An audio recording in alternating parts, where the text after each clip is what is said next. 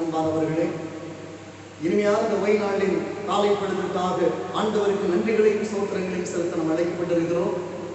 இந்த பரிசுத்தமான ஓய்வு நாளிலே நாம் இருக்கிற இடத்துல இணைந்து ஆண்டவரை நோக்கி பார்க்க, ஆண்டவருக்கு நாம் நன்றி செலுத்த நாம் அழைக்கப்பட்டிருக்கிறோம். என்னோடு கூட இணைந்து ஆண்டவரை ஆராதிக்க உங்களை அன்போடு வேண்டுகிறேன். கடவுளுடைய திருநாமம் நம் மூலமாக அதிகமாக மகிமைப்படுவதாக. சேனைகளின் கர்த்தர் பரிசுத்தர், பரிசுத்தர், பரிசுத்தர். பூமி அனைத்தும் அவருடைய மகிமையால் நிறைந்திருக்கிறது. கர்த்தரை கம்பீரமாய் பாடி நம்முடைய இரட்சகை கண்மலையை சங்கீதம் பண்ண கடவோம். வாருங்கள், இது கர்த்தர் உண்டு பண்ணின நாள், இதனை களி கூர்ந்து மகிழ கடவோம். ஜெபம் செய்வோம்.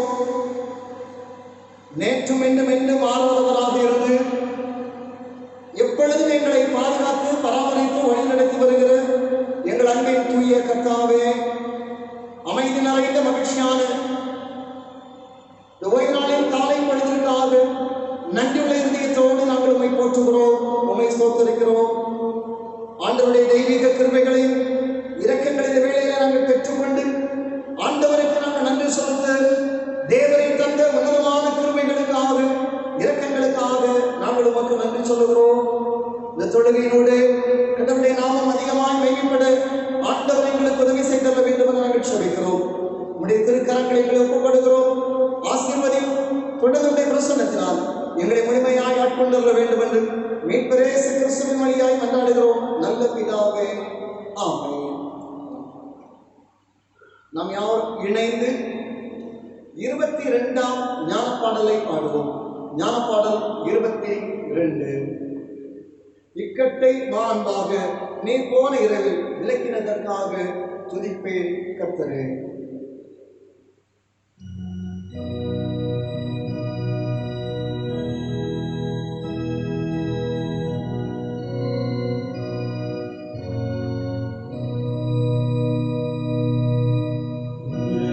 Yeah.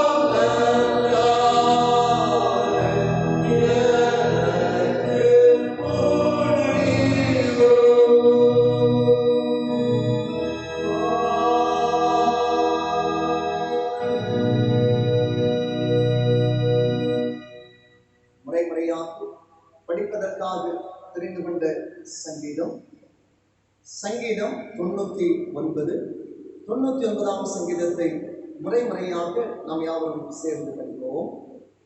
கர்த்தர் ராஜரீகம் பண்ணுகிறார், ஜனங்கள் தத்தளிப்பார்களாக. அவர் கேருபீன்களின் மத்தியில் வீற்றிருக்கிறார், பூமி அசைவதாக.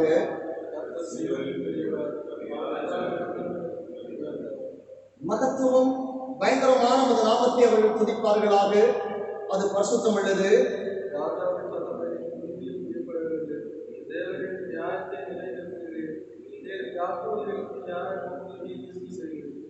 நம்முடைய தேவனாகிய கர்த்தரை உயர்த்தி அவர் பாதப்படியிலே பணியுங்கள், அவர் பரிசுத்தம் உள்ளவர்.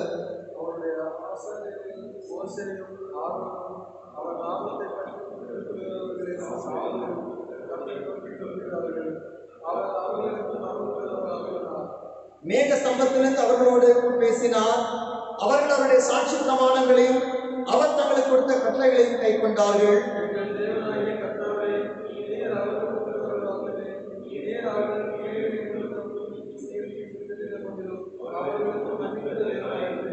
சேர்ந்து படிப்போம். நம்முடைய தேவனாகிய கர்த்தரை உயர்த்தி அவருடைய பரிசுத்த பர்வதற்கு நேராக பணியுங்கள், நம்முடைய தேவனாகிய கர்த்தர் பரிசுத்த உள்ளவர்.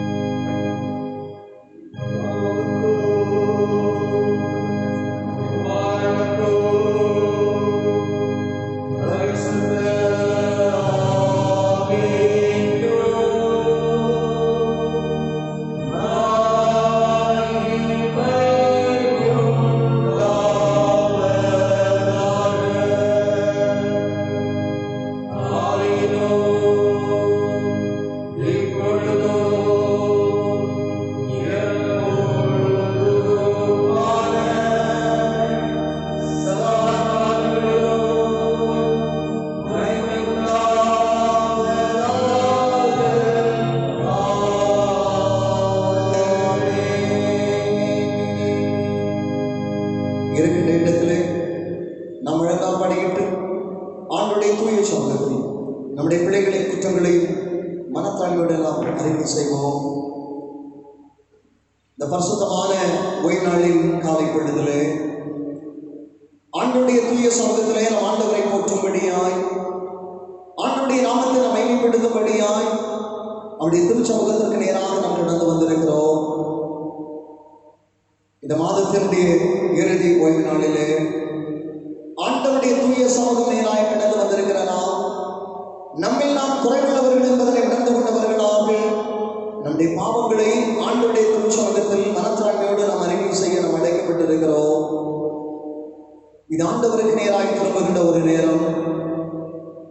மனம் திரும்புதலுக்கு நேராக ஆண்டவர் நமக்கு கொடுத்திருக்கின்ற ஒரு வாய்ப்பின் தருணம் என்பதனை புரிந்து கொண்டவர்களாக மிகுந்த தாழ்மையோடு ஆண்டவருடைய தூய சமூகத்திலே நம்முடைய பாவங்களை மனத்தாழ்மையோடு நாம் அறிக்கை செய்வோம். நமக்கு பாவம் இல்லை என்போமானால் நம்மை நாமே வஞ்சிக்கின்ற ஒரு கொடிய வஞ்சகர்கள் என்பதனை மறந்து போக வேண்டாம்.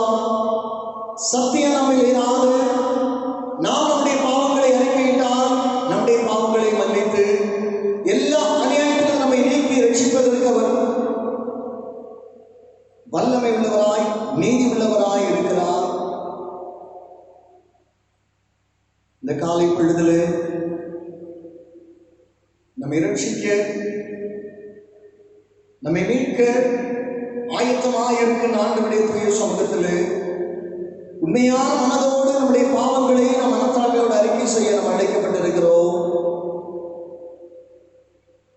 இந்த ஆண்டவருக்கு நேராய் திரும்பும் நேரம், நம்முடைய வாழ்வை ஆண்டவருடைய சமூகத்தில் முழுமையாய் அர்ப்பணிக்கின்ற ஒரு உன்னதமான ஒரு நேரம் இது. மனம் திரும்புங்கள், பரலோகராஜ்யம் சமீபமாய் இருக்கிறது என்று சொல்லுகிற ஒரு குரல் ஒவ்வொரு நேரம் நம்முடைய காதுகளினுடைய ஒலித்துக் கொண்டிருக்கிறது அல்லவா? அந்த குரலுக்கு செவி கொடுக்கும்படியாய் ஆண்டவர் நமக்கு தந்திருக்கின்ற ஒரு வாய்ப்பின் நேரம்.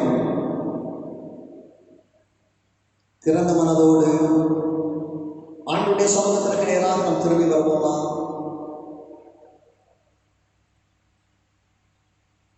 தாவே தன்னுடைய பாவம் உணர்த்தப்பட்ட வேளைகளில் அவன் தாழ்மையோடு ஆண்டவருடைய சமூகத்திலே மனவுணர்வோடு அவன் செபித்தான். தேவனை கேட்கும் பலிகளில் நோவுண்டு ஆவிதான்.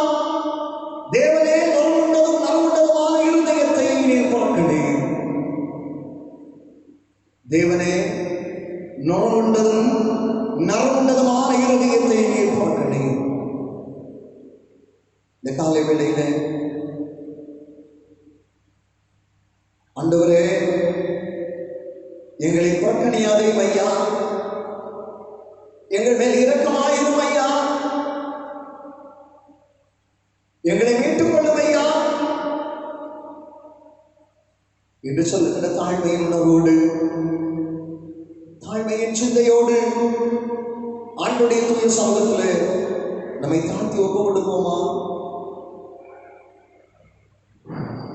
நம்முடைய பலவீனங்களை குறித்து பரிதவிக்க கூடாத பிரதான ஆசாரியர் நமக்கு ராமல், எல்லா விதத்திலும் நம்மை போல் சோதிக்கப்பட்டும் பாவம் இல்லாதவருமாயிருக்கிற பிரதான ஆசாரியரே நமக்கு இருக்கிறார். இந்த காலை வேளையில அந்த பிரதான ஆசாரியரிடத்தில் நம்முடைய பாவங்களை மனத்தாழ்வோடு நாம் அறிக்கை செய்வோம். உண்மையான மன உணர்வோடு, தாழ்மையின் சிந்தையோடு, ஆண்டவரே உன்னை நான் தேடி வருகிறேன் என்று சொல்லுகின்ற தாழ்மையோடு ஆண்டவரண்டை நாம் கடந்து வருவோமா? வேதம் சொல்லுகிறது, தன் பாவங்களை மறைக்கிறவன் வாழ்வடைய மாட்டான், ஆனால் அவைகளை அறிக்கை செய்து விட்டு விடுகின்றவனோ இரக்கம் தருவான். இது இரக்கத்தை பெற்றுக்கொள்வதற்கான ஒரு நேரம். ஆண்டவருடைய சமூகத்தில் நம்மை தாழ்த்தி ஒப்பு கொடுப்போமா? நம்மை தாழ்த்தி ஆண்டவருடைய சமூகத்தில் ஒப்பு கொடுப்போமா? உண்மையான மனதோடு, தாழ்மையோடு யார் யார் ஆண்டவருடைய சமூகத்திற்கு நேராக திரும்புகின்றார்களோ அவர்கள் ஒவ்வொருடைய வாழ்விலும் ஆண்டவர் ஒரு மன்னிப்பின் மகிழ்வினை கட்டளையிடுகிறார். இந்த காலை வேளையில் ஆண்டவருடைய சமூகத்திற்கு நேராக நாம் திரும்பி இருக்கிறோம். ஆண்டவர் ஒவ்வொருடைய வாழ்விலும் ஒரு மன்னிப்பின் நிச்சயத்தை தந்து நம்மை அவருடைய சொந்த குமாரர்களாக குமாரத்திகளாக மாற்றி இருக்கிறார். நம்மை அழைத்துக் கொள்கிறார் என்று சொல்லுகிற மன்னிப்பின் மகிழ்வோடு நம்ம இருக்கின்ற இடத்தில் மகிழ்ந்து நம் ஆண்டவருக்கு நன்றி சொல்லுவோமா? எல்லாரும் வாய்களை திறந்த ஆண்டவருக்கு நன்றி சொல்லுங்க. இருக்கின்ற இடத்தில் ஆண்டவரை நன்றியோடு ஆண்டவரை ஸ்தோத்திரிங்க. ஆண்டவருக்கு நன்றி செலுத்தி ஆண்டவரை மகிமைப்படுத்துங்க. வேதம் சொல்லுகிறது, ஸ்தோத்திர பலியிடுகிறவன் என்னை மேன்மைப்படுத்துகிறான், என்னை மகிமைப்படுத்துகிறான். கர்த்தருடைய வார்த்தை, கர்த்தரே நாளை காலத்தில் ஸ்தோத்திரிப்பேன், அவர் துதி எப்படி என் வாயில் இருக்கும் என்று சொன்ன பக்தன் தாவீதை போல இந்த காலை வேளையிலே ஆண்டவரே, நாங்கள் உம்மை நன்றியோடு உம்மை துதிக்கிறோம், நன்றியோடு உம்மை ஸ்தோத்திரிக்கிறோம், நன்றியோடு நாங்கள் உம்மை போற்றுகிறோம் என்று சொல்லி தன்னையோடு ஆண்டவரை நன்றியோடு நாம் ஸ்தோத்திரிப்போமா? இந்த ஆண்டவருக்கு நன்றி செலுத்துகின்ற ஒரு நேரம், நன்றியுள்ள இதயத்தோடு ஆண்டவரை போற்றுகின்ற ஒரு நேரம் இது. இந்த மாதத்தினுடைய இறுதி ஓய்வு நாளில், இந்த 7வது மாதத்தின் இறுதி ஓய்வு நாளில் ஆண்டவருடைய அளவற்ற கிருபைகளும் இரக்கங்களை நாம் பெற்றிருக்கிறோம். இந்த நெருக்கடியான காலங்களில் ஆண்டவருடைய தெய்வீக பிரசன்னத்தையும் வழிநடத்தலையும் அனுபவித்திருக்கிறோமே, நன்றி சொல்ல வேண்டாமா? எங்களை திறந்து சொல்லுங்க. வியாதிகளின் மத்தியில், மரண கண்ணிகளின் மத்தியில், கலங்கி நின்ற வேலைகளிலே, தனிமைப்படுத்தப்பட்ட தருணங்களிலே தேவனுடைய அளவற்ற கிருபையும், தேவனுடைய அளவற்ற அன்பையும், தேவனுடைய அளவற்ற பாதுகாப்பையும், தேவனுடைய அளவற்ற பராமரிப்பை நாம் பெற்றிருக்கிறோம். நன்றியோடு ஆண்டவருக்கு ஸ்தோத்திரம் சொல்லுவோமா? பயமுறுத்தப்பட்ட வேளைகளிலே, நடுக்கத்தோடு இருந்த தருணங்களிலே தேவனுடைய அன்பு நம்மை ஊற்றப்பட்டு பயப்படாதே என்று சொல்லி ஒவ்வொரு நாளும் தைரியப்படுத்திக் கொண்டிருக்கிறாரே, அந்த உன்னதமான ஆண்டவருக்கு நன்றி சொல்ல வேண்டாம்? இருக்கின்ற இடத்துல ஸ்தோத்திரமே சொன்னாதா, உனக்கென்றும் ஸ்தோத்திரமே சொன்னாதா என்னப்பட ஒரு ஸ்டான்ஸா மட்டும் ஸ்தோத்திரம் செய்கிறோம் உம்மடியார் திருநாமத்தின் ஆதரவில் என்ற பாடலில் அந்த ஒரு ஸ்டான்ஸாவை மட்டும் மிக மகிழ்வோடு ஆண்டவரே நாங்கள் உங்களுக்கு நன்றி சொல்லுகிறோம் என்று சொல்லுகிற நன்றி உணர்வோடு இணைந்து நாம் பாடுவோமா?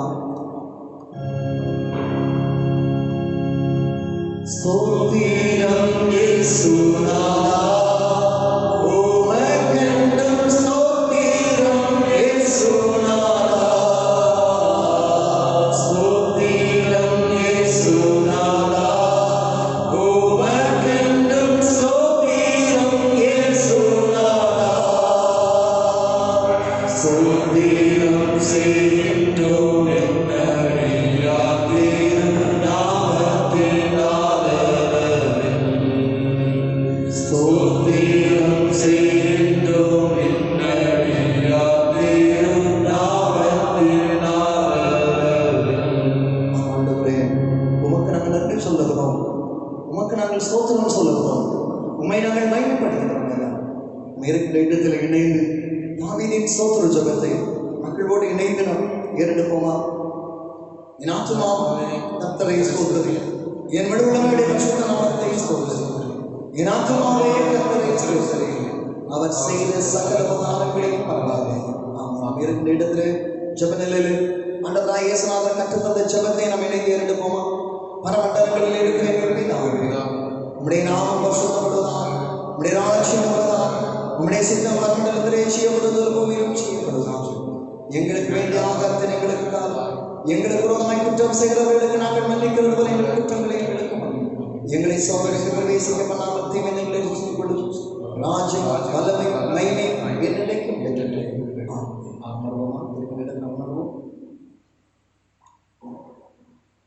வாசிக்கும்படியாக தெரிந்து கொள்ளப்பட்ட திருமறை பகுதி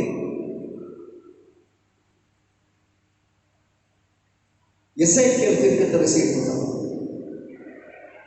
33ஆம் அதிகாரம் 1 முதல் 9 வசனங்களை படிக்க கேளுங்கள். எசேக்கியேல் 33ஆம் அதிகாரம் 1 முதல் 9 வசனங்களை படிக்க கேளுங்கள். கர்த்தருடைய வார்த்தை எனக்கு உண்டாகி, மனுபுத்திரனே, நீ உன் ஜனத்தின் புத்திரரோட பேசி அவர்களோட சொல்ல வேண்டியதாவது, நான் தேசத்தின் மேல் பட்டயத்தை வரப்பண்ணுகையில் தேசத்தின் ஜனம் தங்கள் எல்லைகளில் உள்ள ஒருவனை அழைத்து அவனை தங்களுக்கு காவற்காரனாக வைத்த பின்பு இவனை தேசத்தின் மேல் பட்டயம் வருவதை கண்டு காணும்போது ஜனத்தை எச்சரிக்கும் போது எக்காலத்தில் சத்தத்தை கேட்கிறவன் அதை கேட்டும் எச்சரிக்கையாகிறாமல் பட்டயம் வந்து அவனை வாரிக்கொள்கிறது உண்டானால் அவனுடைய இரத்தப்பழி அவன் தலை மேல் சுமரும். அவன் எக்காலத்தின் சத்தத்தை கேட்டும் எச்சரிக்கையாயிருக்கவில்லை, அவனுடைய இரத்தப்பழி அவன் பேரிலே சுமரும். எச்சரிக்கையாயிருக்கிறவனோ தன் ஜீவனை தப்புவித்துக் கொள்வான். காவற்காரன் பட்டயம் வருகிறதை கண்டு அவன் எக்காலம் போதாமல் ஜனங்கள் எச்சரிக்கப்படாமல் பட்டயம் வந்து அவர்களில் யாதொருவரை வாரிக்கொள்கிறது உண்டானால் அவன் தன் அக்கிரமத்திலே வாரிக்கொள்ளப்பட்டான். ஆனாலும் அவன் இரத்தப்பழியை காவல் கையிலே கேட்பேன். மனுபுத்திரனே, நான் உன்னை இஸ்ரவேல் வம்சத்தாருக்கு காவல்காரனாக வைத்தேன். ஆகையால் நீ என் வாயினாலே வார்த்தையை கேட்டு என் நாமத்தினாலே அவர்களை எச்சரிப்பாயாக. நான் துன்மார்க்கனை நோக்கி, துன்மார்க்கனே, நீ சாகவே சாவாய் என்று சொல்லுவேன். நீ துன்மார்க்கனை தன் துன்மார்க்கத்தின் இராதபடிக்கு எச்சரிக்கத்தக்கதாக அதை அவனுக்கு சொல்லாமல் போனால் அந்த துன்மார்க்கன் தன் அக்கிரமத்திலே சாவான். ஆனாலும் அவன் இரத்தப்பழியை உன் கையிலே கேட்பேன். துன்மார்க்கன் தன் வழியை விட்டு திரும்பும்படி நீ அவனை எச்சரித்து அவன் தன் வழியை விட்டு திரும்பாமல் போனால் அவன் தன் அக்கிரமத்திலே சாவான். நீயோ உன் ஆத்மாவை தப்புவிப்பாய் என்பதே. நாம் இருக்கின்ற இடத்துல இணைந்து நம் ஆண்டவரை போற்ற நாம் அழைக்கப்பட்டிருக்கிறோம். நம்முடைய வீடுகளிலே நாம் குடும்ப ஜெபங்களை நாம் பயன்படுத்துகிற நம்ம இணைந்து பாடும் புத்தகத்தில் 123வது பாடல், அடைக்கலமே முதடிமை நானே, ஆப்பரிப்பேனே அகமகிழ்ந்து கர்த்தர் நீர் செய்த நன்மைகளை நித்தம் நித்தம் நான் நினைப்பேன். அந்த பாடலில் பல்லவி 3ஆம் 4ஆம் சரணம், என்னை என்று போதித்து நடத்துபவரே தரம் பற்றி நடத்தும் கர்த்தர் நேரலோ. நம்ம எல்லாரும் மகிழ்வோடு ஆண்டவருக்கு நாம் நன்றி சொல்லுகிறோம். இணைந்து இந்த பாடலை நாம் கரங்களை தட்டி இணைந்து பாடுவோமா?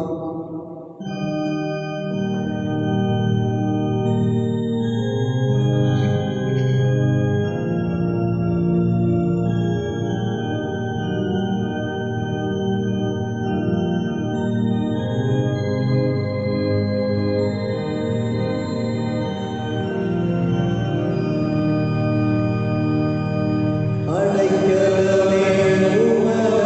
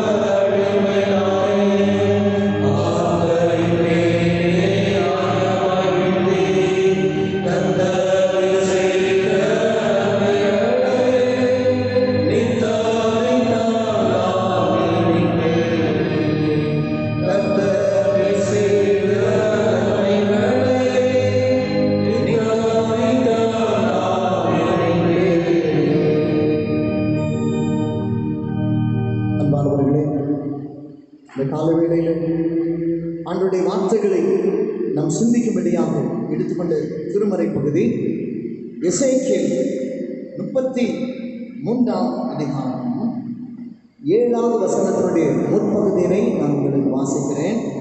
எசேக்கியேல் 33 அதிகாரம் 7வது வசனத்தினுடைய முற்பகுதி. மனுபுத்திரனே, நான் உன்னை இஸ்ரவேல் வம்சத்தாருக்கு காவற்காரனாக வைத்தேன். நான் உன்னை இஸ்ரவேல் வம்சத்தாருக்கு காவல்காரனாக வைத்தேன். அன்பானவர்களே, இந்த நாளில் நமக்கு 3 திருமறை பகுதிகள் கொடுக்கப்பட்டிருக்கிறது.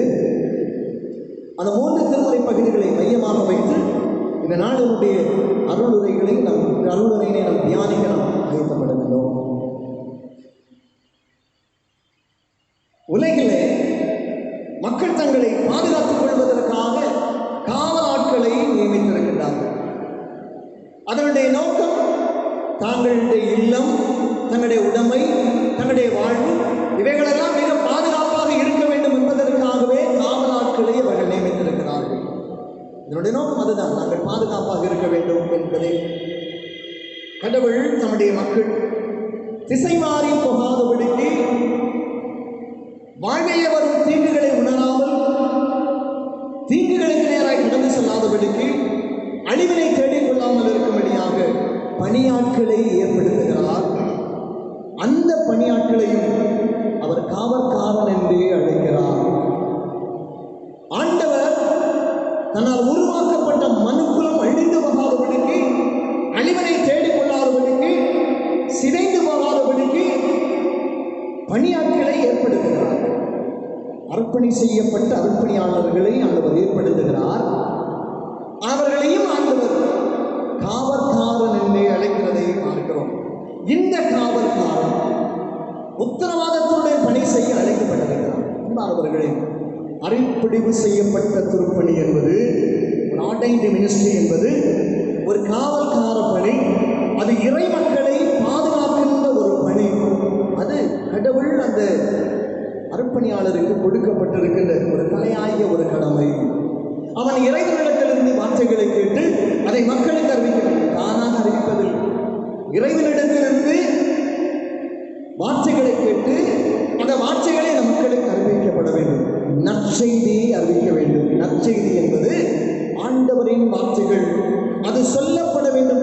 எப்படி சொல்லப்பட வேண்டும்? எச்சரிப்புடனும் கண்டிப்புடனும் அது சொல்லப்பட வேண்டும். அது கண்டிப்பாக இப்படிதான் இருக்க வேண்டும், இப்படிதான் செய்ய வேண்டும், இப்படித்தான் வாழ வேண்டும் என்பதனை திருமறை வார்த்தைகளை கலப்பில்லாமல், ஆண்டவருடைய வார்த்தைகளை கலப்பில்லாமல் தெளிவாகவே போதிக்கப்பட வேண்டும். ஆகவே நற்செய்தி சொல்லுதல் அல்லது நற்செய்தி அறிவித்தல் என்பது கடவுள் நமக்கு கொடுத்திருக்கின்ற ஒரு உன்னதமான ஒரு கடமை. அதை பொறுப்பு என்பதனை நாம் புரிந்து கொள்ள நாம் அழைக்கப்பட்டிருக்கிறோம். இது ஒவ்வொரு விசுவாசிக்கும் இந்த பொறுப்பு உண்டு. ஒவ்வொரு மனிதனுக்கும் இந்த பொறுப்பு உண்டு. ஆண்டவரை அறிந்திருக்கின்ற எல்லா மக்களுக்கும் இந்த பொறுப்பு உண்டு என்பதனை நாம் தெளிவாக உணர்ந்து கொள்ள நாம் அழைக்கப்பட்டிருக்கிறோம். ஆகவே தான் அப்போஸ்தலனாகிய பவுல் இதை குறித்து சொல்லுகின்ற வேளைகளிலே 1 கொரிந்தியர் 9 அதிகாரம் 16வது வசனம் சொல்லுகிறார், சுவிசேஷம் என் மேல் விழுந்த கடமை, ஐயை செய்யாதிருந்தால் எனக்கு ஐயோ, மேன்மை பாராட்ட எனக்கு இடமில்லை. சுவிசேஷம் என் மேல் விழுந்த கடமை. அன்பானவர்களே, உண்மையான ஒரு காவற்காரனுடைய பணி என்ன என்று நாம் பார்க்கின்ற வேளைகளில் அனைவரையும் ஆண்டவருக்கு ஏற்புடையவனாக மாற்றுவது.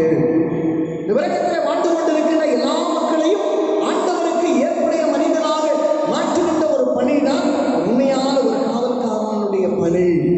அந்த காவல்காரன் எங்கனம் செயல்பட வேண்டும் என்பதனை குறித்து இந்த நாளின் திருமறை பகுதி வழியாக நாம் சிந்திக்க நாம் ஆயத்தப்படுவோமா? முதலாவதாக இந்த பணியினை குறித்து நாம் பார்க்கின்ற வேளைகளில் வாசிக்க கேட்ட திருமறை பகுதியாக எசேக்கியேல் 33 அதிகாரத்தை மையமாக கொள்ள நான் உங்களை அன்போடு வேண்டுகிறேன்.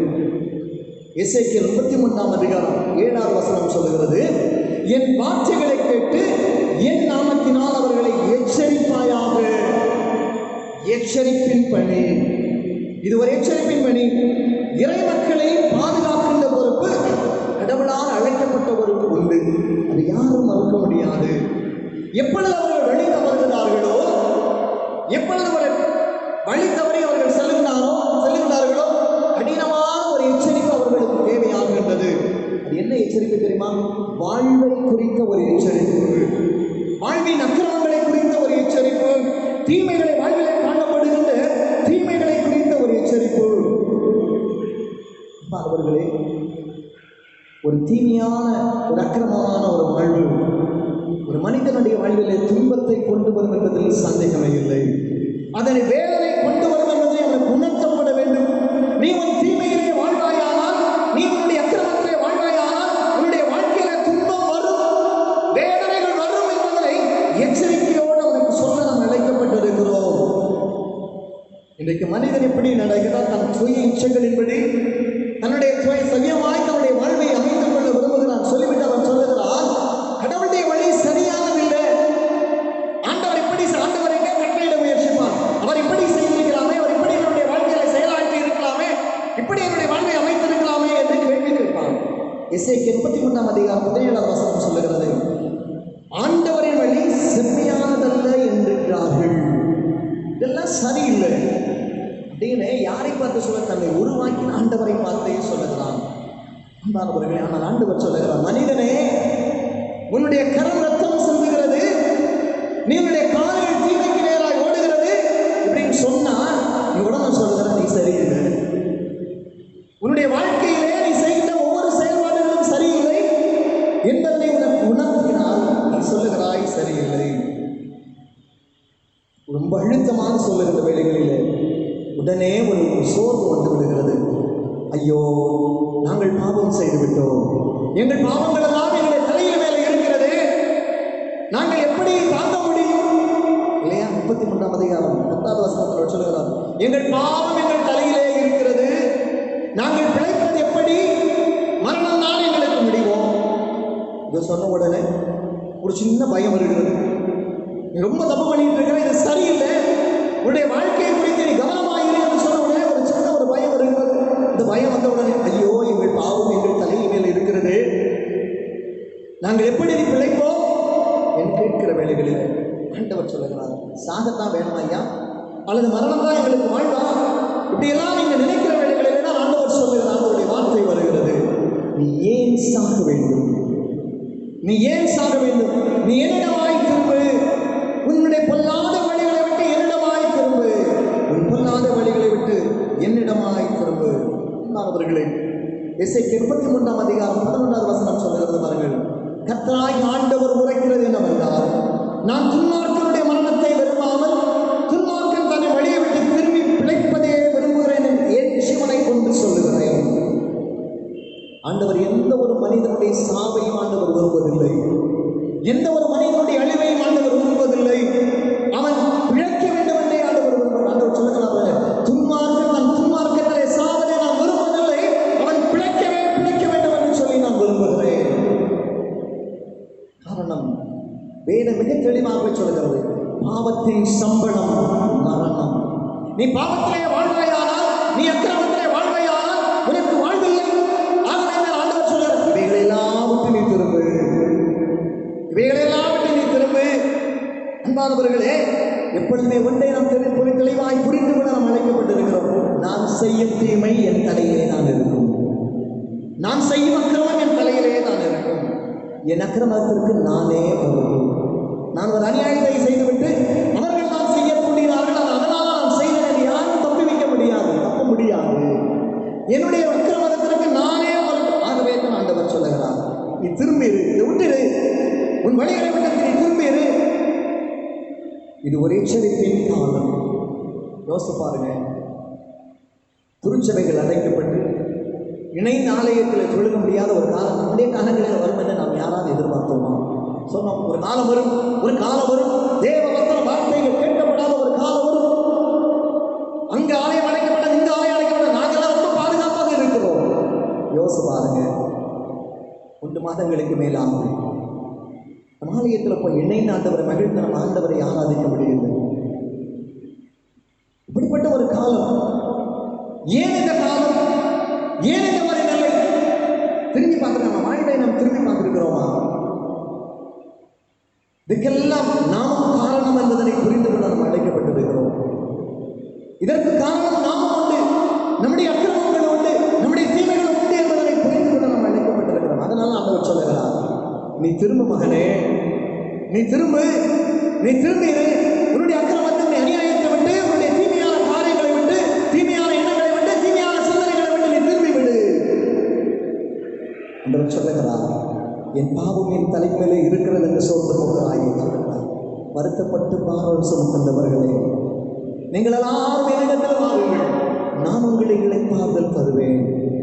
வருத்தப்பட்டு பாரம் சுமக்கின்றவர்களே, நீங்கள் எல்லாரும் என்னிடத்தில் வாருங்கள் ஐயா, நான் உங்களுக்கு இளைப்பாறுதல் தருவேன். வருந்தி ஆண்டவர் அழைத்துக் கொண்டே இருக்கிறார். திரும்பி வருவோமா? ஆண்டவரே, உடைய சமூகத்தில் நாங்கள் வருகிறோம் என்று சொல்லி திரும்பி வருவோமா? அந்த எச்சரிப்பின் சத்தத்திற்கு, திரும்ப என்று சொல்லுகிறதான எச்சரிப்பின் சத்தத்திற்கு, கவனமாயிரு என்று சொல்லுகிறதான எச்சரிப்பின் சத்தத்திற்கு, துன்மார்க்கிறேன் நீ உன் துன்மார்க்கத்தை விடு என்று சொல்லுகிற ஒரு எச்சரிப்பின் சத்தத்திற்கு செவி கொடுப்போமா? செவி கொடுக்க நாம் அழைக்கப்பட்டிருக்கிறோம். இரண்டாவதாக இந்த காவல்காரனுடைய ஒரு பணி என்னன்னு சொன்னாங்க, திசை காட்டும் பணி. இல்லையா, நம்ம ஊர்களில் திசை காட்டும் பலகைகளை நம்ம வைத்திருக்கோம். இந்த ஊருக்கு போகிற வழி இதுதான் ஐயா, இந்த ஊருக்கு போகிற வழி இத்தனை கிலோமீட்டர் இருக்கிற ஊருக்கு, இத்தனை கிலோமீட்டர் நீங்கள் போனால் இந்த ஊருக்கு போய்விடலாம் என்று சொல்லுங்கள். ஏனென்று சொன்னால் மக்கள் சரியான பாதைக்கு செல்ல வேண்டும் என்பதற்காகவே இந்த திசை காட்டிகள் வைக்கப்பட்டிருக்கிறது.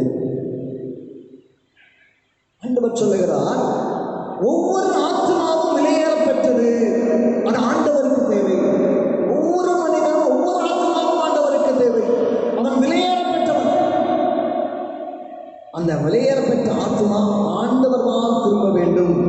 அவனை கூட்டிட்டு வர திசை காட்டி, இந்ததான் நல்ல வழி வா அப்படின்னு சொல்லி நல்ல திசைக்கு நேராக அழைத்து வருகிற ஒரு பணி, மனம் திரும்ப செய்கின்ற ஒரு பணி. பல நேரங்கள் நான் நினைக்கிறோம், ஒழுங்கா கோயிலுக்கு போயிட்டு இருந்தோம், இது வரைக்கும் நான் நல்லா தான் இருந்தேன், இப்போ லாக்டவுன் பீரியட்லேயே நான் நல்லா வாசிக்கிறேன், நல்லா ஜோம் பண்ணுறேன், எல்லாம் சரிதான். ஆனால் வேதம் சொல்கிறது பாருங்கள், எசேக்கியேல் 33ஆம் அதிகாரம் 12வது வசனத்தில், நீதிமான் துரோகம் பண்ணுகிற வேளையில் அவன் நீதி அவனை தப்புவிப்பதில்லை. பாருங்க, ஒரு சின்ன தப்பு பண்ணலாம் கூட, ஒரு சிறு தவறு கூட ஆண்டவர் அதை கண்டுகொள்ளாமல் விடுவதில்லையா? ஒரு நீதிமான் சொல்லப்படுது, நீதிமான் நீதியாய் வாழ்ந்தான், நீதியாய் இருக்கிறான். ஆனால் அவன் ஒரு துரோகம் பண்ணிட்டானா, ஒரு தப்பு பண்ணிட்டானா, அவனுடைய முன்னால் செய்த நீதிகள் அதை சரி கட்டுவதில்லை. வேதம் சொல்லுகிறது பாருங்க, நீதிமான் தான் பாவம் செய்யும் நாளிலே தன் நீதியினால் பிழைப்பதும் இல்லை. மனித செயல்கள் அவனை தப்புவியாது, வாழ்வு திசை மாறி போகலாம். அன்பானவர்கள், அதனால சொல்லுகிறார், நல்ல வழிகளுக்கு நேராய் அழைத்து செல்லுகின்ற ஒரு வழி. இது ஒவ்வொரு மனிதனுக்கு உண்டு. நம்ம பக்கத்தில் இருக்கிறவன், பக்கத்து வீட்டுக்காரன், நம்முடைய நண்பர்கள், நம்முடைய உறவுகள் திசை மாறி போகுமானால் போக்கு சரியில்லை, சரியான வழிக்கு வான் காட்டணும்.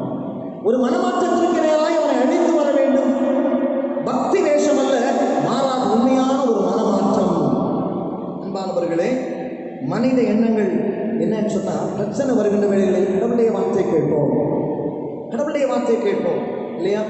லாக்டவுன் பீரியடில் நிறைய வீடியோ எங்கள் வீட்டில் இப்போ நாங்கள் வேறு ஒன்றும் பார்க்குறதில்ல, எல்லா சேனல்களும் கர்த்தருடைய வார்த்தைகளை கேட்டுக்கொண்டே இருக்கோம்.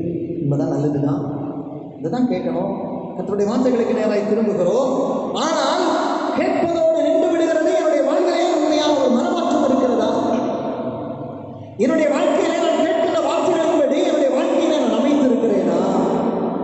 இன்பமாய் கேட்கிறோம், நன்றாக பாடுகிறோம், நன்றாக வேதம் வாசிக்கிறோம், ஆனால் வாழ்விலே மாற்றமில்லை, வாழ்விலே மாற்றமில்லை. அன்பானவர்களே, நம்முடைய வாழ்க்கையானால் திசை மாறி சென்று கொண்டே இருக்கிறது. எல்லாம் சரிதான், வாழ்க்கை திசை மாறிக்கொண்டிருக்கிறது.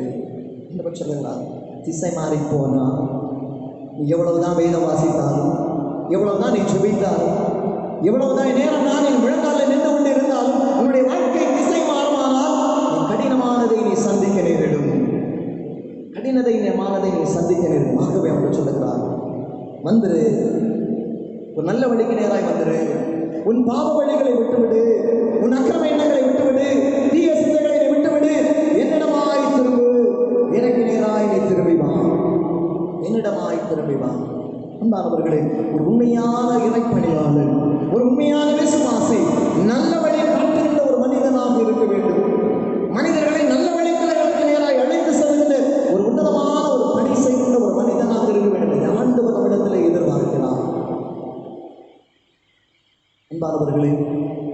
இந்த கோவிட்-19 நமக்கு நிறைய பாடங்களை நமக்கு கற்றுத் தந்திருக்கிறது. நிறைய பாடங்களை என்னுடைய வாழ்க்கையில் பல நேரங்களில் நான் பக்தி வேஷம் விட்டிருக்கிறேன் இல்லையா? பல நேரங்களில் நான் பக்தி வேஷம் போட்டிருக்கிறோம். அன்பானவர்களே, கோவிட் நன்றாக சொல்லியிருக்கிறது, கவனமாயிரு, உன் வழியை முற்றிலுமாய் ஆண்டவருக்கு ஒப்புவித்துக் கொள், அப்பொழுது நீ தப்புவிக்கப்படுவாய். ஆண்டவரும் பட்சமாக இருக்கின்ற வேலைகளை மட்டும்தான் உனக்கு பாதுகாப்பு, வேற எங்கேயும் பாதுகாப்பு இல்லை. எங்கே கோவிட்-19 இருக்கு, எங்கே இருக்கிறது யாருக்குமே தெரியாது. அன்பானவர்களே, கவனமாய் நல்ல வழிகளுக்கு நேராய் உண்மையாய் ஆண்டவருக்கு நேராய் மனமாற்றத்தோடு திரும்பி வர நாம் அழைக்கப்பட்டிருக்கிறோம். இறுதியாக இந்த பகுதியில் நம்ம பார்க்கின்ற வேளைகளில் இந்த பணி என்பது உண்மையான ஒரு மேய்ப்பு பணி.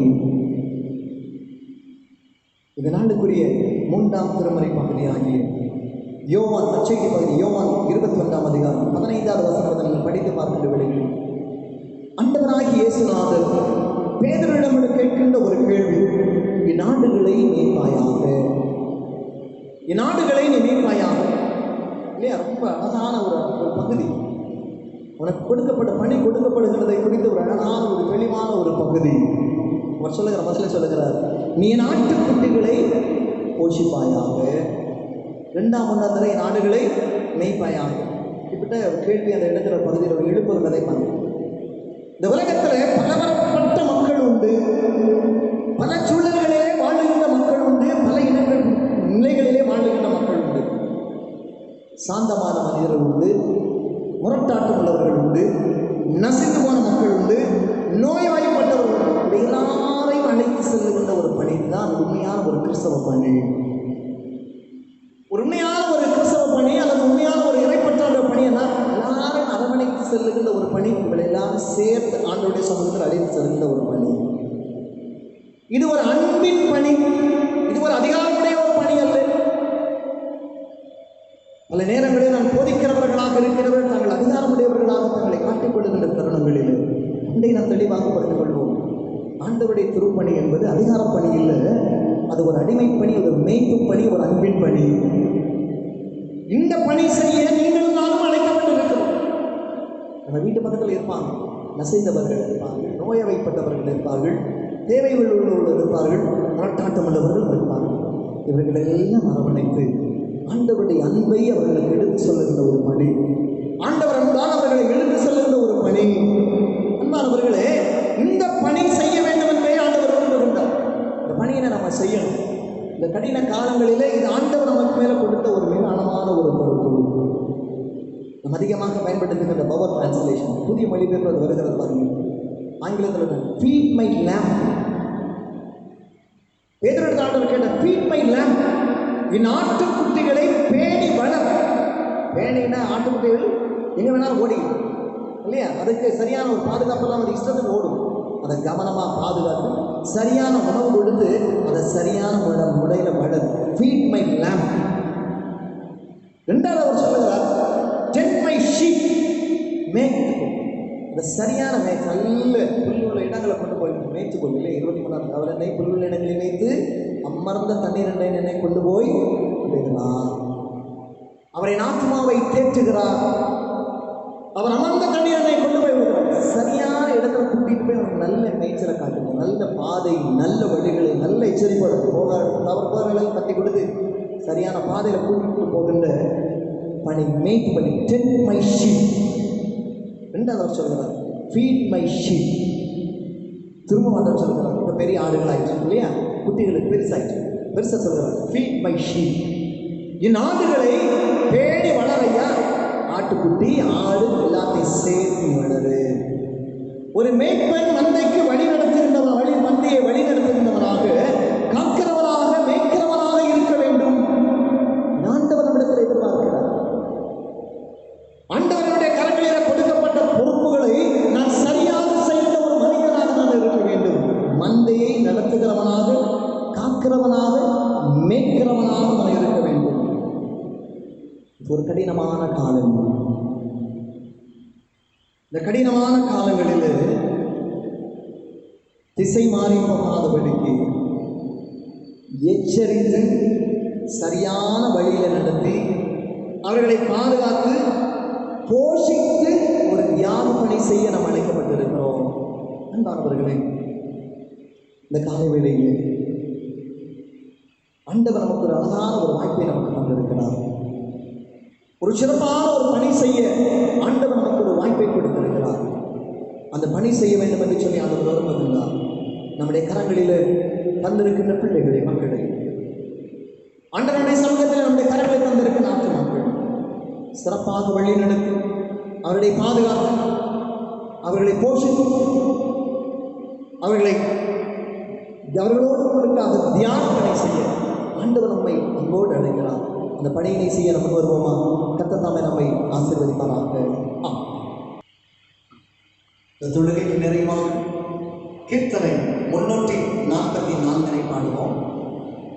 வாரீரோ என்னை தீரீரோ, என்னை காரீரோ, ஜீவன் தாரீரோ.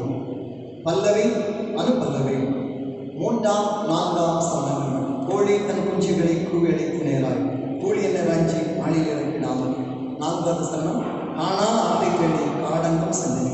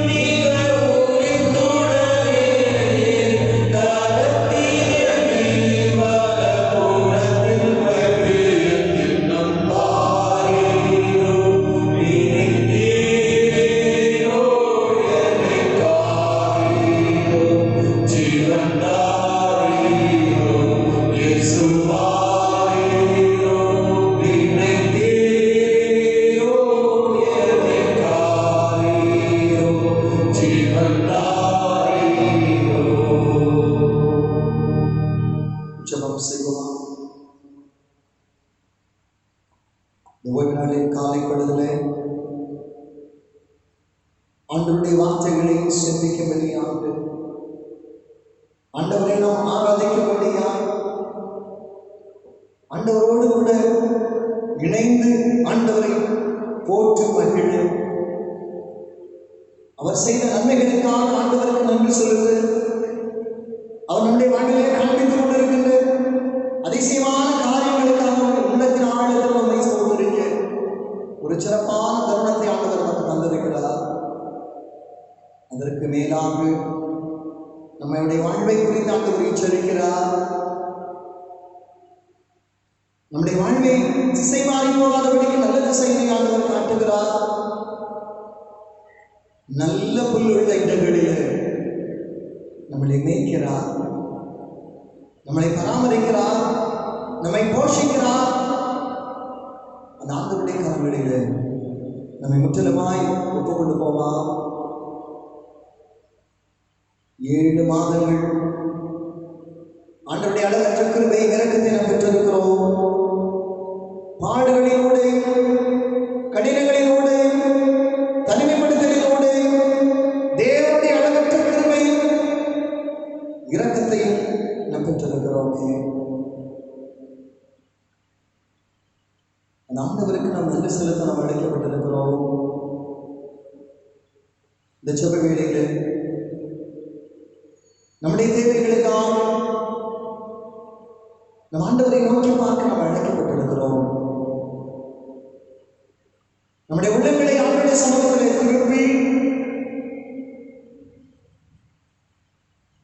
ஆண்டவருடைய கரத்தில் நன்மைகளை பெற்றுக் கொள்வதற்கான ஒரு நேரம்.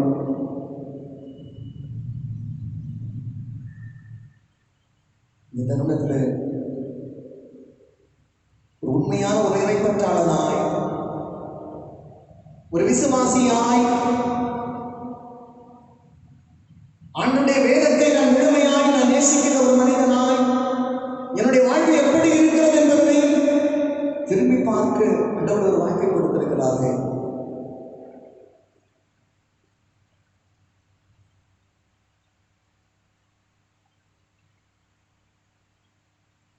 அந்த ஆண்டவருடைய சமூகத்தில் நம்மை முற்றிலுமாய் ஒப்புக்கொண்டு போவோம். எங்களை அன்போடு நேசிக்கிறீங்க நல்ல ஆண்டவரே. அமைதியான நாளில் உங்களுடைய தெய்வீக பிரசன்னத்தை நாங்கள் உணர்ந்து கொள்ளவும் ஆண்டவருக்கு நாங்கள் நன்றி செலுத்த சோதரிக்க நீர் எங்களுக்கு தந்த உன்னதமான கிருபைகளுக்காக இரக்கங்களுக்காக நாங்கள் உமக்கு நன்றி சொல்லுகிறோம், உண்மை சோதரிக்கிறோம். உங்களுடைய மாறாத கிருபைகளை இரக்கங்களை நாங்கள் பெற்றுக்கொண்டு ஆண்டவரே உங்களுடைய சமூகத்தில் நாங்கள் காத்திருக்க நல்ல குணங்களை கர்த்தர் எங்களுக்கு கொடுத்ததுபடி நான் உங்களுக்கு நன்றி சொல்லுகிறோம். இந்த நாளிலும் எங்களுடைய இல்லங்களை நாங்கள் ஆலயங்களாக்கி இந்த ஓய்வு நாளிலே ஆண்டவரை நோக்கி பார்க்கக்கூடிய தருணத்தையும் உங்களுடைய வார்த்தைகளை நாங்கள் சிந்திக்கக்கூடிய ஒரு வாய்ப்பையும் நாங்கள் எச்சரிக்கை அடையக்கூடிய ஒரு தருணத்தையும் நீர் எங்களுக்கு உருவாக்கி கொடுத்ததற்காக நாங்கள் உங்களுக்கு நன்றி சொல்கிறோம். ஊடகங்களுக்காக வழியாய் உடைய வார்த்தைகளை நாங்கள் தெளிவாய் புரிந்து கொள்ள உணர்ந்து கொள்ள ஒவ்வொரு வினாடியும் எங்களுக்கு தந்திருக்கிற உன்னத வாய்ப்புகளுக்காக நாங்கள் உங்களுக்கு ஸ்தோத்திரம் சொல்கிறோம். இந்த காலை வேளையில் உடைய கிருபையுடைய இரக்கம் எங்களை தாங்க வேண்டும் என்று உடைய வேலைகளை தாங்க வேண்டும் என்று சொல்லி நாங்கள் சொல்கிறோம். இதனால் உடைய சமூகத்தில் நாங்கள் காத்திருக்கின்ற ஒரு நாள், முழுமையாக உடைய சமூகத்தில் எங்களை அர்ப்பணிக்கின்ற ஒரு நாள், உடைய தெய்வீக பிரசன்னத்தை உணர்ந்து கொள்ளுகின்ற ஒரு நாள் என்பதனை புரிந்து கொள்ள எங்களுக்கு உதவி செய்கிறார்கள். எங்களுடைய தேசத்திற்காக செபிக்கிறோம். தேசத்தில் காணப்படுகிற கடினமான காலங்களுக்காக வேதனையோடு தாகத்தோடு உடைய சமூகத்தில் வருகிறோம். இந்த கொள்ளையினுடைய தாக்கம் எல்லா இடங்களிலும் மிக கடினமாய் பரவிக்கொண்டிருக்கின்றது. நெருக்கடியான காலத்திலே அரசு எடுக்கின்ற முயற்சிகளுக்காக அதை நடத்துகின்ற அரசு பணியாளர்கள், காவல்துறையினர், மருத்துவர்கள், தாதியர்கள், தூய்மை பணியாளர்கள் ஒவ்வொருவருக்காக நாங்கள் செபிக்கிறோம். இந்த தொற்றிலிருந்து எங்களை விடுவித்துக் கொள்ளும் நாதா என்று சொல்லுகின்ற ஆதங்கத்தோடு ஒவ்வொரு வினாடியும் நோக்கி நாங்கள் பேசுகிறோம். இனமொழி கடந்து உலகத்தை நீ பாதுகாத்துக் கொள்ளும். இந்த உலகத்தில் வாழ்கின்ற மக்களை நீ பாதுகாத்து எங்களுடைய தேசத்தை, எங்களுடைய மாவட்டத்தை, எங்களுடைய திருச்சபையின் மக்களை, எங்களுடைய திருச்சபையின் பகுதியிலே வாழ்கின்ற எல்லா மக்களையும், ஒவ்வொரு மக்களையும் கத்தனை பாதுகாத்துக் கொள்ளும். இனமொழி கடந்து ஆண்டவரே யாராக இருந்தாலும் ஒவ்வொருவரையும் ஆண்டவர் பாதுகாத்துக் கொள்ளும் ஐயா. உம்மை அறிந்த மக்கள், உம்மை அறியாத மக்கள், எல்லா மக்கள் மேலும் உம்முடைய வல்லமை பொழியப்படும் ஆண்டவரே. எல்லாரும் உம்முடைய பிள்ளைகள், ஒவ்வொருவரையும் ஆண்டவர் கண்மணி போல நீ பாதுகாத்துக் கொள்ளுங்கள். இந்த தொற்றினால் பாதிக்கப்பட்டு மருத்துவமனைகளிலே அனுமதிக்கப்பட்டிருக்கிறவர்கள், அரசு மருத்துவமனைகளிலே, தனியார் மருத்துவமனைகளிலே, வீடுகளிலே தனிமைப்படுத்தப்பட்டிருக்கிற ஒவ்வொரு மக்களுக்காக நாங்கள் ஜெபிக்கிறோம். ஒவ்வொருவர்களுக்கும் சுகத்தை ஆண்டவர் தருகிறார். ஒவ்வொரு குடும்பங்களுக்கும், ஒவ்வொரு தனிமனிதர்களுக்கும் ஆண்டவர் பாதுகாப்பை ஆண்டவர் அருள்கிறார். இந்த தொற்றின் காரணமாக வாழ்வாதாரங்கள் சிதைக்கப்பட்டு போன நிலைமையிலே காணப்படுகின்ற மக்களுக்காக ஜெபிக்கிறோம். உங்களுடைய தொழில்களை இழந்து தவிக்கின்ற பிள்ளைகளுக்காக, சேதங்களை சந்தித்து கொண்டிருக்கிற மக்களுக்காக நாங்கள் ஜெபிக்கிறோம். கர்த்தர்களை கண்ணோக்கி பாரும் ஐயா. எவர்களும் எந்த தீங்கு நேரிடாதபடிக்கு கர்த்தரை பாதுகாத்துக் கொள்ளும். ஒவ்வொரு குடும்பங்களையும் கர்த்தர் கண்ணோக்கி பாரும். ஒவ்வொரு குழந்தைகள், ஒவ்வொரு சிறுவர் சிறுமியர், வாலிபர்கள், பெற்றோர், முதியோர்கள் தனித்தனியாய் பேராய் ஒவ்வொரு குடும்பங்கள் மேலே, ஒவ்வொரு மக்கள் மேலே, ஒவ்வொரு பிள்ளைகள் மேலே உடைய வல்லமை இறங்கட்டும். ஒவ்வொரு முதிய பெற்றோரையும் கண்மணி போல நீர் பாதுகாத்துக் இரக்கமுள்ள ஆண்டவரே, பொருளாதார சரிவை நாங்கள் சந்திக்க நேரிடுமோ, எங்களுடைய வேலை வாய்ப்புகளை நாங்கள் இழக்க நேரிடுமோ, எங்கள் வாழ்வாதாரங்கள் எப்படி ஆகுமோ என்று தவிப்போடு உடைய பிள்ளைகள் காணப்படுவதை நாங்கள் அறியவேறே. இந்த நெருக்கடியான காலத்தில் உடைய மகாபெரிய தயவும் கருணையும் ஒவ்வொரு குடும்பத்தையும் தாங்கட்டும் அப்பா.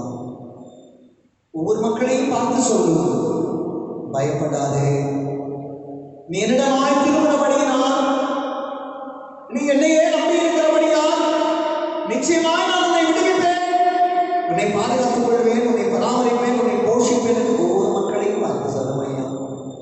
இந்த ஆறுதலான வார்த்தைகளினால் ஒவ்வொரு மக்களையும் ஆண்டவர் தைரியப்படுத்த வேண்டும் என்று நாங்கள் சொல்கிறோம். சீக்கிரமாய் நாங்கள் விடுதலை பெற்றவர்களாய் இயல்பாய் உடைய ஆலயத்தில் கூடிமை ஆராதித்து நாங்கள் மகிழ்ந்து ஆண்டவருக்கு நாங்கள் நன்றி செலுத்தும் சோதனைக்கக்கூடிய காலங்களை கட்டளையிடும் ஐயா. பாரத்தோடு மண்ட சமூகத்திலே எங்களுடைய கரங்களை ஏந்தி நிற்கிறோம். வாஞ்சியோடு வருகிறோம். உடைய தெய்வீக பிரசன்னம் ஒவ்வொரு இல்லங்களிலும், ஒவ்வொரு குடும்பங்களிலும், ஒவ்வொரு மக்கள் மேலும் மழையில்லாமல் பொழியப்பட வேண்டும் என நினைச்சிருக்கிறோம். ஆறுதலற்றவர்களாய், நம்பிக்கை இழந்து போனவர்களாய், துக்கத்திலே மூழ்கி இருக்கின்ற ஒவ்வொரு மக்களையும் கர்த்தர் கண்ணோக்குவார். விடுதலையிலே கர்த்தர் கட்டளையிடும், நம்பிக்கையிலே நாங்கள் கட்டளையிடும்படியாக நாங்கள் ஜெபிக்கிறோம். நம்முடைய குடும்பங்களிலே நல்ல காரியங்களை எதிர்பார்த்து காத்திருக்கின்ற பிள்ளைகளுக்கு நல்ல காரியங்களை, நல்ல காலங்களையும் கர்த்தர் கட்டளையிடுவாங்க. சிறப்பானவர்களை கர்த்தர் கட்டளையிடுவார். நெருக்கடியான காலங்களிலும், கடினமான பணிகளில் தங்களை ஈடுபடுத்தி இருக்கிற ஒவ்வொரு மக்களையும் தூர தேசங்களிலே, அயல்நாடுகளிலே வாழ்ந்து கொண்டிருக்கிற எங்களுடைய அன்புக்குரியவர்கள் ஒவ்வொருவரையும் கர்த்தர் கண்ணோக்கி பார்த்துக்கொள்ளும். இந்த தொழுகையிலே, இந்த ஜெபத்திலே பங்கு கொள்ளும் ஒவ்வொரு மக்கள் மேலும் தேவனுடைய அளவிலான கிருபை, அளவிலான வல்லமை, அளவிலான சுகம், அளவிலான சமாதானம் நிறைவாய் பொழிய பண்ண வேண்டும் என நாங்கள் ஜெபிக்கிறோம். ஆண்டவருடைய பாதுகாவலுக்கு, பராமரிப்பு ஒவ்வொரு மக்களையும் நாங்கள் ஒப்புக் கொடுக்கிறோம். ஒவ்வொரு தனிமனிதர்களையும் நாங்கள் ஒப்புக் கொடுக்கிறோம். ஒரு முறை கூட நாங்கள் பாவிகள் என்பதனை நாங்கள் உணர்ந்து கொள்கிறோம்.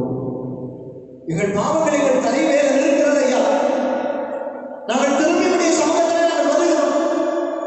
எங்களை மீட்டுக் கொள்ள மாட்டோம். நாங்கள் இனி பாவம் செய்யாதபடி, நாங்கள் நல்ல வழிகளில் நடக்க உடைய கிருபையை எங்களுக்கு கொடுக்கிறோம்.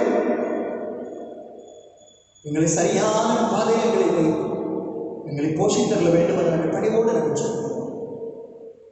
எங்களை தாழ்த்துகிறோம், எங்களை அர்ப்பணிக்கிறோம். எங்களை பலப்படுத்தி பாதுகாத்துக் கொள்ளும். இயேசு கிறிஸ்துவின் நாமத்தில் மன்றாடுகிறோம் ஜீவனோட நல்ல பிதாவே, ஆமென். எல்லாம் உள்ள கடவுளின் பாதுகாவலுக்கு, பராமரிப்பும் ஒப்புக் கொடுக்கிறோம். பிதா குமாரன் தூயாவியாகிய கடவுளின் அன்பு மரபணை பொன்னிதான கூட்டம் இன்னும் சதா காலங்களிலும் நம்மளோடு என்று நிறைவாய் தங்கி இருப்பதாக.